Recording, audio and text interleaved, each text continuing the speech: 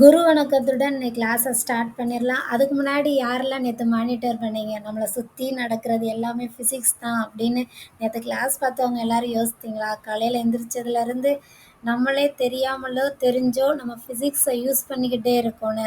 சரி, ரைட், நல்லா இருந்துச்சு அந்த எக்ஸ்பீரியன்ஸை. ஓகே, நேத்தோட கிளாஸை ஜஸ்ட் ஒரு கோ த்ரூ பண்ணிவிட்டு இன்னையோட கிளாஸை நம்ம என்ன செஞ்சிடலாம், ஸ்டார்ட் பண்ணிடலாம். நேற்று வந்து என்ன பார்த்தோம்னா, அடிப்படை அளவுகள்னா என்ன, அலகுகள்னா என்ன, அது எதுக்காக யூஸ் பண்ணோம், அது எப்படி எல்லாருமே ஒரே மாதிரி வந்து ஏற்றுக்கொள்ளப்பட்ட அலகுகளாக எப்படி கொண்டு வந்தாங்க அப்படின்னு பார்த்தோம் இல்லையா?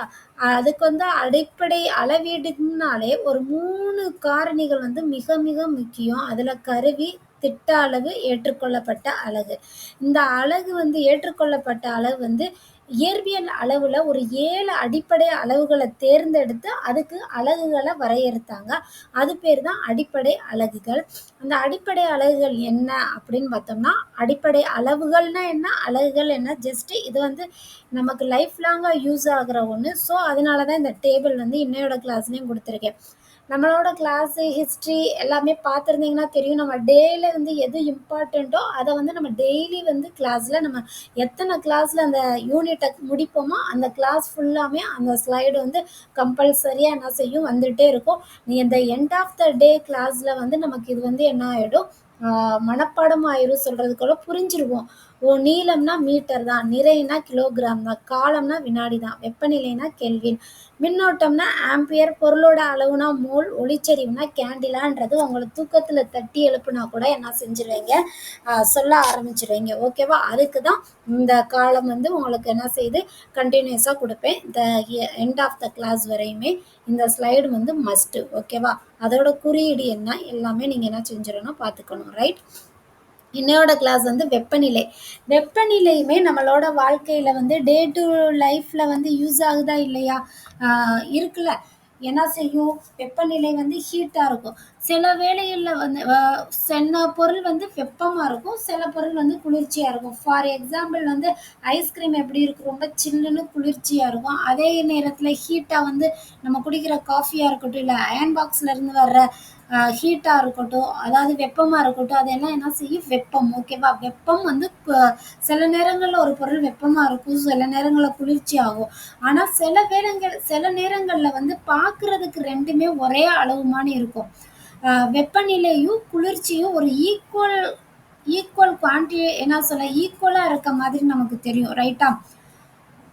அதை வந்து நம்மளால கரெக்டாக எக்ஸாக்டாக சொல்ல முடியுமானா சொல்ல முடியாது. ஆனால் நம்மளால ஃபைண்ட் அவுட் பண்ண முடியும் சின்ன ஒரு வேறுபாடு இருக்குது அப்படின்னு. இப்போ நம்ம காஃபியே வச்சுக்கோங்களேன். ஒரு கப் ஆஃப் காஃபி எடுத்திருக்கீங்க.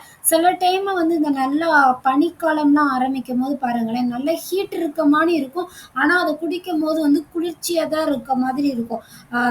எப்படி சொல்கிறதுனா, ரொம்ப இப்போ கோடை காலத்தில் நம்ம குடிக்கிற ஒரு காஃபி இன்டேக் பண்ணுறதுக்கும், அதே இது குளிர்காலத்தில் அதே ஹீட்டு டெம்பரேச்சரில் தான் அம்மா கொண்டு வந்து வச்சுருப்பாங்க. ஆனால் ஃப்ராக்ஷன் ஆஃப் செகண்டில் அது என்ன செஞ்சுருக்கோம், அந்த வெப்பநிலை வந்து மறைஞ்சு அது என்ன செய்யும், குளிர்ந்த நிலையை அடைஞ்சிருக்கும். ஆனால் அதில் வந்து வேறுபாடு இருக்கும். அதை வந்து நம்மளால் கரெக்டாக இதுதான் இவ்வளோ வெப்பநிலையில் தான் இருக்குதுன்னு நம்மளால் சொல்ல முடியாது. அந்த மாதிரி வெப்பநிலையும் வெப்பத்தோட அளவையும் குளிர்ச்சியோட அளவையும் கண்டுபிடிக்கிறதுக்கு நம்பகத்தன்மை வாய்ந்த ஒரு அளவு வந்து தேவைப்படுகிறது. அந்த அளவு தான் வெப்பநிலை மானி. வெப்பநிலை மானி எப்பெல்லாம் நம்ம யூஸ் பண்ணுவோம், செல்சியஸ் கண்டுபிடிக்கிறதுக்கும் ஃபாரன்ஹீட் அளவோட வெப்பம் கண்டுபிடிக்கிறதுக்கும் வெப்பநிலை மானி வந்து யூஸ் பண்ணுவோம். அப்படிதானா? அது வந்து ஒரு இயற்பியல் அளவு. ஒரு பொருளுக்கு வெப்பத்தை அளிக்கும் போது வெப்பநிலை வந்து அதிகரிக்கிறது. ஃபார் எக்ஸாம்பிள் நீங்கள் வந்து தண்ணியை கொதிக்க வைக்கும் போது அதோட வெப்பநிலை என்ன செய்யுது, அதிகரிக்குதா? ஒரு வெப்பத்தை நம்ம அதுக்கு கொடுக்கும்போது வெப்பநிலை வந்து அதிகரிக்கும். அதே இது காஃபியிலிருந்து கீழே கொண்டு வந்து இறக்கி வச்சுட்டீங்கன்னு வச்சுக்கோங்க, அந்த பொருள்ல இருந்து வெப்பம் வெளியேறும் போது அதோட வெப்பநிலை என்ன செய்யுது, குறைஞ்சு அது வந்து என்ன ஆகுது, குளிர்ந்த நிலையை நோக்கி போகுது. ரெண்டுக்கும் எக்ஸாம்பிள் புரியுதா? ஒரு பொருளுக்கு வெப்பத்தை கொடுக்கும்போது அந்த வெப்பநிலை வந்து அதிகரிக்குது. அதே ஒரு பொருள்ல இருந்து அந்த தண்ணியவே சுட வச்சிருக்கீங்க, சுட வைக்கும் போது அதுக்கு வெப்பம் கொடுக்கறனால வெப்பநிலை வந்து உயருது. ஓகேவா? அதே தண்ணியை சுட வச்ச தண்ணியை நம்ம இறக்கி கீழே வச்சுட்டோம். கீழே வைக்கும்போது அதுல இருந்து வெப்பம் வந்து வெளியேற ஆரம்பிக்குதா? வெப்பம் வெளியேற ஆரம்பிக்கும் போது அந்த தண்ணி ஆட்டோமேட்டிக்கா கொஞ்ச நேரத்துல என்ன ஆகும், அந்த வெப்பத்தன்மை போய் அது வந்து நார்மல் ரூம் டெம்பரேச்சர் மாதிரி நார்மலா தண்ணி வாட்டர் கொஞ்சம் நேரம் ஆக ஆக காலையில வச்ச ஹீட் அதுல இருக்குமாடா? இருக்காது. ஸோ வெப்பம்லாம் வெளியேறிடுச்சுன்னா அதோட வெப்பநிலை குறையும். புரியுதா? இது வந்து நீங்க எக்ஸாம்பிளுக்கு அண்டர்ஸ்டாண்ட் பண்ணா போதும். ஓகேவா? வெப்பநிலையை எப்படி வரையறுக்கிறாங்கன்னு பார்த்தா, ஒரு துகள்களோட சராசரி இயக்க ஆற்றலே இப்போ ஒரு சாக் பீஸோ ஒரு பொருள் அதில் எல்லாமே துகள்கள் அடங்கியது தானே ஒரு பொருள். அந்த பொருட்கள்ல சராசரி இயக்க ஆற்றல் அதில் மூமெண்ட் இருக்கும் இல்லையா, அந்த துகள்களோட மூமெண்ட் அதோட சராசரி இயக்க ஆற்றல் தான் வெப்பநிலைன்னு சொல்றாங்க. வெப்பநிலையோட எஸ்ஐ அலகு என்ன? கெல்வின். படிச்சிருப்போம் தானே, அது இம்பார்ட்டன்ட் லைன். வெப்பநிலையோட எஸ்ஐ அலகு கெல்வின்.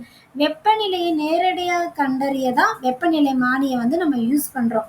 ஆல்ரெடி சொன்ன மாதிரி தான் அந்த திட்ட அளவு வந்து இந்த வெப்பநிலையை பொறுத்தவரையும் செல்சியஸ், ஃபாரன்ஹீட் அண்ட் கெல்வின் இந்த அலகுகளை என்ன செய்யறாங்க, சொல்ல ஆரம்பிக்க. அந்த அலகுல தானே அதை நம்ம குறிப்பிடுறோம். Celsius, Fahrenheit and Kelvin. Okay, செயல்பாடு 2, அதாவது கணக்கு கொடுப்பாங்க இல்லையா கிளாஸ்ல, ப்ராக்டிக்கல் மாதிரி பண்ண சொல்லுவாங்களே. நம்மளோட ஊர்ல வந்து இப்ப நம்மளோட ஊர்ல எந்த வாரத்துல அதிகபட்சமா வெப்பநிலை நிலவுச்சு, எந்த நாள்ல குறைந்தபட்ச வெப்பநிலை, இந்த வாரம் எடுத்துக்கிட்டீங்கன்னா இந்த வாரத்துல எந்த நாள்ல வந்து வெப்பநிலை ஜாஸ்தியாகும், எந்த நாள்ல வந்து வெப்பநிலை குறைவா இருக்கும்னு நீங்க நியூஸ் பேப்பரை படிச்சு அதுல இருந்து வந்து சேகரிச்சு அதுக்குரிய ஆன்சரை சொல்லுங்கன்னு உங்களுக்கு ஒரு அசைன்மெண்ட் மாதிரி என்ன செஞ்சிருக்காங்க, கொடுத்துருக்காங்க.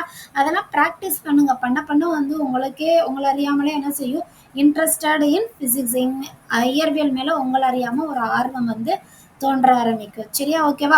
இப்போ வந்து மின்னோட்டம். மின்னோட்டம்னா கரண்ட், மின்னூட்டம்னா சார்ஜஸ். ஓகேவா? சார்ஜஸ் வேற, கரண்ட் வேற. மின்னோட்டம் மின்னோட்டம் வேற, மின்னூட்டம் வேற. சரி, ஓகே. நம்ம என்ன பார்க்க போறோம்னா மின்னோட்டம்னா என்ன, கரண்ட்னா என்ன அப்படின்னு தான் பார்க்க போறோம். ஒரு குறிப்பிட்ட திசையில பாயிற மின்னூட்டங்கள் இருக்கு இல்லையா, மின்னூட்டங்கள் வந்து ஒரு குறிப்பிட்ட திசையில பாயும் போது அதை தான் நம்ம மின்னோட்டம் சொல்றோம். சரியா? சார்ஜஸ் பாயுதுலடா, ஒரு குறிப்பிட்ட திசையில சார்ஜஸ் மின்னூட்டங்கள் வந்து பாய்வதை தான் மின்னோட்டம், கரண்ட்னு சொல்றாங்க. இந்த மின்னோட்டத்தோட எண் மதிப்பு என்ன சொல்றாங்கன்னா, ஒரு கடத்து வழியே, கடத்தி இருக்கு இல்லையா, ஒரு வயர்னு வச்சுக்கோங்களேன், அது வழியே ஒரு வினாடியில் ஒரு வினாடியில் பாயும் மின்னூட்டங்களின் அளவு தான் வரையறுக்கப்படுறாங்க மின்னோட்டம் சொல்லி. ஓகேவா? ஒரு வினாடியில் பாயும் மின்னூட்டங்களின் அளவு. இதுக்கு ஃபார்முலா இருக்கு. மின்னோட்டம்னா என்ன? ஆனா மின்னோட்டம் இஸ் ஈக்குவல் டு மின்னூட்டத்தின் அளவு பை காலம். மின்னூட்டம்னா சார்ஜஸ் பை டைம். ஸோ மின்னோட்டத்தை என்னவா குறிக்கிறாங்க, ஐயா கன்சிடர் பண்றாங்க. மின்னூட்டத்தோட அளவு கியூன்னு சொல்றோம். காலம் நமக்கு எப்பயுமே தெரியும், காலம் டினோட்டட் அஸ் டி. சரியா? காலம் வந்து டீன்னு நம்ம சொல்லுவோம். ரைட்டா? மின்னோட்டம் வந்து ஐ, கரண்ட். ஓகே. மின்னூட்டம் வந்து சார்ஜஸ் கியூ, அது டிவைடட் பை டி வந்து காலம். ஓகேவா? புரிஞ்சிருச்சா? அந்த ஃபார்முலா வந்து புரிஞ்சிச்சுனாலே இந்த மின்னோட்டம்னா என்ன நீங்களே வந்து ஆன்சர் பண்ணிடுவீங்க. இதே தான் மின்னூட்டம், சார்ஜஸோட அலகு என்னன்னா கூலும். மின்னோட்டம் கரண்டோட அலகு வந்து ஆம்பியர், அதை வந்து ஏன்னு சொல்றோம். இதே தான் சொல்றாங்க. ஒரு கடத்தி வழியே ஒரு வினாடியில் ஒரு கூலும் மின்னூட்டம் பாய்ந்தால் அந்த அந்த மின்னூட்டத்தோட மதிப்பு ஆம்பியர் என வரையறுக்கப்படுகிறது. நம்ம அங்க என்ன படிச்சோம், ஒரு கடத்தின் வழியே ஒரு வினாடியில் மின்னூட்டம் பாய்ந்தால் அது மின்னூட்டம் சொன்னோம். இங்க ஒரு வினாடியில் ஒரு கூலும், அத அளவு கொடுத்திருக்காங்க, ஒரு கூலும் மின்னூட்டம் பாய்ந்தால் அந்த மின்னோட்டத்தோட மதிப்பு ஒரு ஆம்பியர் சொல்றாங்க. சரியா? ஒரு ஆம்பியர். மின்னோட்டமானது கரண்ட்டை வந்து எந்த கருவி மூலம் வந்து அளக்கப்படுகிறதுனா, இந்த பக்கத்துல உள்ள அந்த டயக்ராம்ல இருக்குல்ல, இது பேர் வந்து அம்மீட்டர். இந்த டயக்ராம்ல உள்ள இது பேர் என்னது, அம்மீட்டர். இதை வச்சுதான் வந்து மின்னோட்டமானது அளக்கப்படுவாங்க. சரியா? இதுல வந்து பிளஸ் மைனஸ் பார்த்து அந்த இதுல ஹோல்ல வச்சு எவ்வளவு தூரம் மின்னோட்ட கரண்ட் பாயுது அப்படின்னு நம்மலாம், நீங்க இனி ப்ராக்டிக்கல் கிளாஸ்ல உங்களை அலோவ் பண்ணுவாங்கன்னு நினைக்கிறேன். 8th ஸ்டாண்டர்ட் வந்துட்டீங்களா, இனி போக போக உங்களோட ப்ராக்டிக்கல் கிளாஸ்லாம் இதை நீங்க என்ன செய்வீங்க, செய்யவே ஆரம்பிச்சிடுவீங்க. ஓகேவா? இதுதான் அம்மீட்டர். அடுத்து ஒரு சம் மணி கொடுத்துருக்காங்க. ஒரு மின்கல அடுக்கு அம்மீட்டர். அம்மீட்டர் இப்ப காமிச்சேன் இல்லையா, இப்போ ஒரு டயக்ராம்ல பார்த்தோம்ல, இந்த இருக்கு இல்லையா, இதுதான் அம்மீட்டர். சரியா? மின்கல அடுக்கு. மின்கலம்னா அந்த பேட்டரின்னு சொல்லுவாங்க இல்லையா? அதுதான் மின்கல அடுக்கு. மின்கல அடுக்கு. மின்கலம், மின் விளக்குன்னு சொல்றது வந்து லைட்டு. இத 3யுமே என்ன சொல்றாங்க? தொடராக இணைக்கவும் அப்படின்னு சொல்றாங்க. சரியா? தொடரா இணைச்சு, இதுல வந்து அம்மீட்டர்ல காட்டுற அளவ வந்து குறிங்க. அம்மீட்டர்ல எவ்வளோ தூரம் இதுல வந்து கரண்ட் ஃப்ளோ ஆகுது அப்படின்னு பாருங்கன்னு சொல்றாங்க. இதுவே மின் சுற்றில் பாயும் மின்னோட்டத்தின் அளவு. இந்த சுற்றுல மின்னோட்டம் வந்து மின்னோட்டம் இருக்கு இல்லையா? கரண்ட் எவ்வளோ பாயுது அப்படின்னு பார்த்து சொல்றாங்க. இதை வந்து ஒரு ப்ராக்டிக்கல் கிளாஸ் பண்ணி உங்களுக்கு கிளாஸ்ல மிஸ் வந்து என்ன செய்வாங்க, இந்த கனெக்ஷன் வந்து ரொம்ப சிம்பிள் தான். கிளாஸ்லயே கூட எடுத்து வச்சு கூட வந்து சொல்றதுக்கு வாய்ப்பு இருக்கு. கவனமா கவனிங்க எப்படி சொல்றாங்கன்னு. ஒண்ணுமே கிடையாது. இந்த அம்மீட்டர்ல இருக்கு இல்லையா? அம்மீட்டர்ல வந்து இந்த பாயிண்ட்ல இருந்து பிளஸ் இருக்கு இல்லையா? அந்த பெரிய சிம்பல் தான் பிளஸ், கீழே இருக்கிறது மைனஸ், பிளஸ் மைனஸ். ஸோ அந்த மைனஸை வந்து மின்விளக்கோட ஒரு எண்ட்லையும் இந்த பக்கம் இருந்து ஒரு எண்ட்லையும் கனெக்ட் பண்ணிடுவாங்க. இப்போ இந்த சார்ஜஸ் வந்து எப்படி ஃப்ளோ ஆகுதுன்னு பார்த்து அதில் ரீடிங்ஸ் வரும். அந்த ரீடிங்ஸை நோட் பண்ணி அதுதான் அந்த மின்னோட்டத்தோட அளவுன்னு சொல்லுவாங்க. ரைட், புரிஞ்சிருச்சா? இதுக்கு ஒரு எக்ஸாம்பிள் சம் கொடுத்துருக்காங்க. என்னன்னா, 2 கூலும் மின்னூட்டம் ஒரு கடத்தின் வழியாக 10 வினாடிகளுக்கு பாய்கிறது. எத்தனை வினாடிகளுக்கு? 10 வினாடிகளுக்கு. நமக்கு மேக்ஸை பொறுத்தவரையும் அதுக்குரிய ஆன்சர் வந்து நம்ம கவனமாக கவனிச்சோம்னாலே மேக்ஸில் வந்து 90% 80% ஆன்சர் அதுக்குள்ளேயே கிடக்கும். நம்ம ஒரு ஃபார்முலா மட்டும் போட்டோம்னாலே ஆன்சர் நமக்கு கிடைச்சிரும். இப்போ பாருங்க, இதில் 2 கூலும் மின்னூட்டம் கொடுத்துருக்காங்க. ஸோ ஃபர்ஸ்ட் நம்ம எடுத்துக்க வேண்டியது, நம்ம இன்னும் கொஸ்டினை ரீட் பண்ணலை, இதில் கொடுத்துருக்கதை வச்சு ஃபர்ஸ்ட் எடுப்போம். 2 கூலும் மின்னூட்டம். மின்னூட்டம்னா என்னடா படிச்சோம்? Charges Q. அப்ப Q is equal to 2 coulomb. ஓகேவா? மின்னூட்டம் ஈக்குவல் டு 2 கூலும் கொடுத்துருக்காங்க. ஒரு கடத்தியின் வழியாக 10 வினாடிகளுக்கு, வினாடின்றது எதை மென்ஷன் பண்ணுது? டைம். அப்ப காலம். காலம் T is equal to 10 வினாடி. என்ன கண்டுபிடிக்க சொல்லியிருக்காங்க? கடத்தியில் பாயும் மின்னோட்டம். அப்ப மின்னோட்டம் வந்து I. ஐயோட ஃபார்முலா என்ன? Q by T. இப்போ Q கொடுத்துருக்காங்களா? Q என்னது? 2ன்னு கொடுத்துருக்காங்க. டிவைடட் பை T வந்து என்னது? காலம். காலம் வந்து 10 வினாடி. அப்ப 2/10 என்னது? 0.2. ரைட், தெரியும் தானே? 0.2. இது வந்து A வந்து என்னது? ஆம்பியர். ஓகேவா? மின்னோட்டத்தின் அலகு என்னது? ஆம்பியர் தானே படிச்சீங்க. ஸோ ஆம்பியருக்கு ஏ வந்து எழுதிடணும். யூனிட் வந்து ரொம்ப இம்பார்ட்டன்ட். ஸோ ஏ வந்து மஸ்ட் போடணும். ஓகேவா? புரிஞ்சிருச்சு தானே?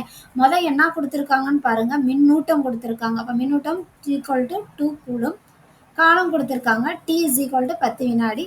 ஃபார்முலா தெரியும். I is equal to Q by T. So அதில் சப்ஸ்டியூட் பண்ணுறீங்க, ஆன்சர் வந்து எழுதுறீங்க. ஜஸ்ட் அவ்வளோதான். மேக்ஸை பொறுத்தவரையும் மேக்ஸும் சயின்ஸும் ஒரு பாண்டிங்கில் தான் எப்பயுமே இருக்கும். அது ரெண்டுமே வந்து மேக்ஸ் ஸ்டூடெண்ட்ஸுக்கு ஃபிசிக்ஸும் வரும், ஃபிசிக்ஸ் ஸ்டூடெண்ட்ஸுக்கு மேக்ஸும் வரும். ஸோ ரெண்டுமே வந்து இம்பார்ட்டண்ட் ஒரு லைனில் தான் அது வந்து மீட் பண்ணுற மாதிரி ஒரு சப்ஜெக்ட் தான் இந்த ஃபிசிக்ஸ். Okay, right.